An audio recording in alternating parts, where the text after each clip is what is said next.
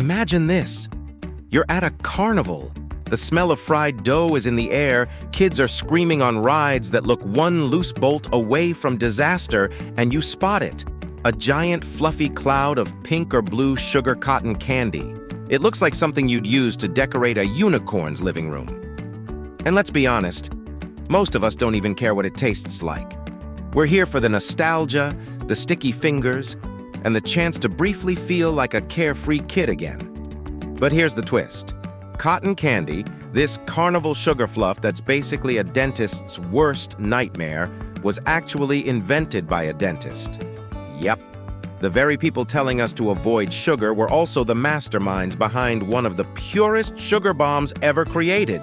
That's ironic with a side of cavities. So how was the cotton invented by a dentist? Let's take a trip back years ago, right here on History of Food.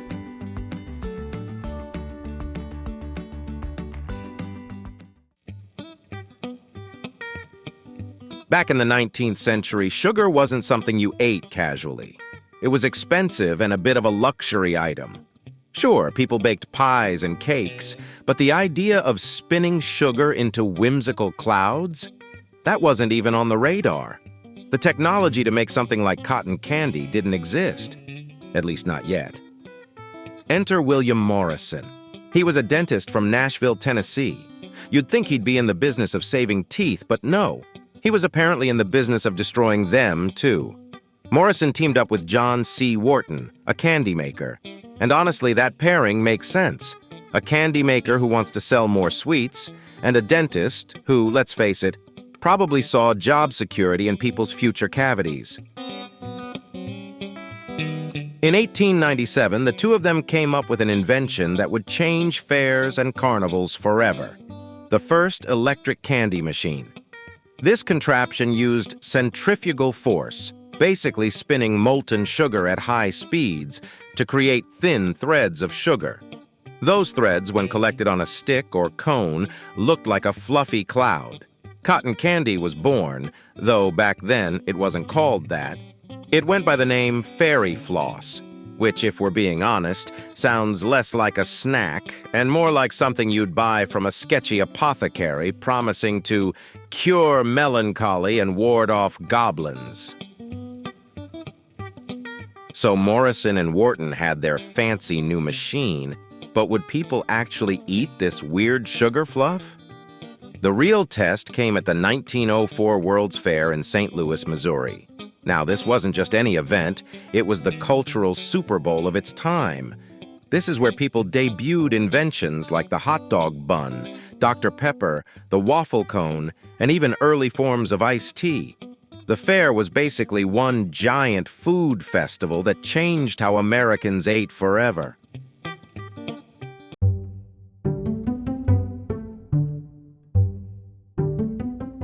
Morrison and Wharton set up shop at the fair and started selling their fairy floss for 25 cents a box.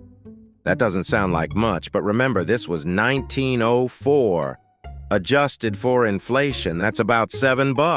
$7 for spun sugar. You'd think people would riot, but no, they sold over 68,000 boxes. Clearly, people were dazzled not just by the taste, but by the spectacle.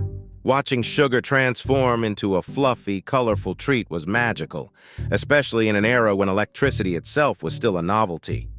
And just like that, cotton candy became a carnival staple. Now here's the deliciously ironic part. Dr. William Morrison, the dentist, left his mark on the world not by saving molars, but by creating something that guaranteed future dental bills. It's like if a firefighter invented fireworks, or if a fitness instructor invented the recliner chair. Morrison probably gave plenty of lectures about brushing and flossing, but in the end, his biggest contribution to society was making sugar easier and way more fun to eat. To his credit, Morrison wasn't only about candy. He was also an inventor, lawyer, and political activist. But let's be real. Nobody remembers his speeches or his legal career. The man's eternal legacy is that he made sugar clouds spin in a machine and stuck them on cones. That's the thing with history. You don't always get remembered for what you wanted. So, what happened after that?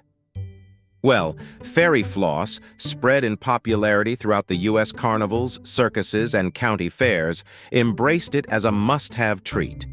By the 1920s, a dentist in New Orleans named Joseph Lascaux, yes, another dentist, these guys just couldn't help themselves, reinvented the machine and rebranded the treat as cotton candy.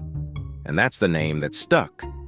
Probably because fairy floss sounded too whimsical for the Roaring Twenties crowd who were busy drinking illegal gin and dancing the Charleston. Technology also improved. The machines got sturdier, easier to operate, and safer. Though, let's be honest, they still look like something that could take your hand off if you're not careful. Over time, cotton candy wasn't just pink anymore. Food dye brought us blue, purple, green, and whatever other colors looked fun on a paper cone. What's cool is that cotton candy isn't just an American thing anymore. Different cultures have their own spins on it. In Japan, you can find cotton candy crafted into massive rainbow-colored flowers that look more like art than food.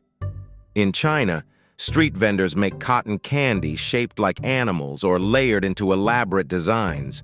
It's become Instagram bait as much as it is a snack. And here's the kicker.